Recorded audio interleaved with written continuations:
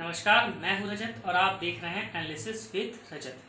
तो दोस्तों, आज की इस वीडियो में हम बात करने वाले हैं योगी सरकार द्वारा बनाए नए श्रमिक कानून के बारे में। दोस्तों, लॉकडाउन को देखते हुए सरकार ने कुछ नियमों में परिवर्तन किया है श्रमिक कानून के। उनका ये मानना है कि लॉकडाउन की वजह से जो नुकसान हुआ है उसकी भरपाई इस नियम के जरिए उसकी भरपाई भी होगी।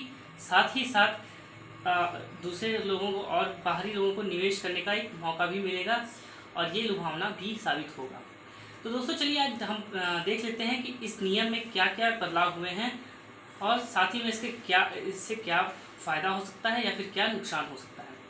तो चलिए फिर आगे बढ़ते हैं। दोस्तों, सबसे पहले इस नियम में ये लाया गया है कि अब मजदूर अपनी मर्जी से 8 से लेकर 12 घंटे के से भी काम कर सकते हैं। यानी अगर मजदूर चाहे तो 8 घंटे की बजाय 12 घंटे तक भी काम कर सकता है, वो उसकी मर्जी पे है। पहले क्या होता था कि पहले मजदूर 8 घंटे तक ही काम करते थे। यानी अगर हम मान लें कि सुबह के 9 बजे से अगर किसी मजदूर ने काम शुरू किया है तो वो शाम के 5 बजे तक वो काम कर सकता था।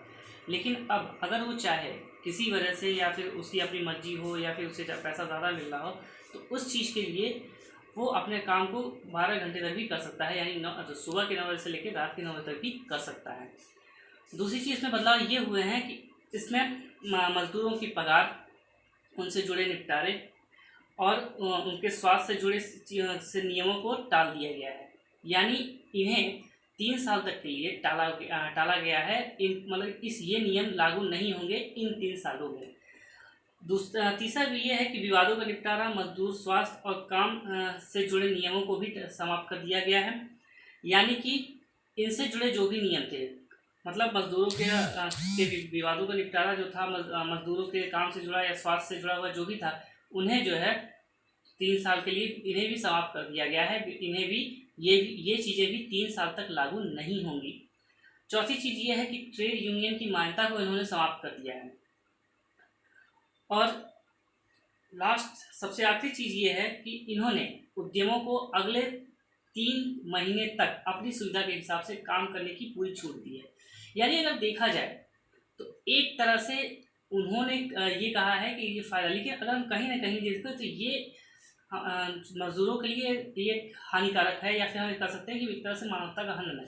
क्योंकि अगर ट्रेड यूनियन को समाप्त कर दिया, ट्रेड यूनियन का मतलब होता है मजदूरों के हक करने वाला वो संगठन जो मजदूरों के हक की लड़ाई लड़ता है, साथ ही साथ उनके पगार से जुड़ी चीज़ें, उनके हक से जुड़ी चीज़ों पर प्रदर्शन करता है और मांग करता है फैक्ट्री के मालिकों से कि वो उन्हें उनका हक, उन मजदूरों का हक दिलाएं।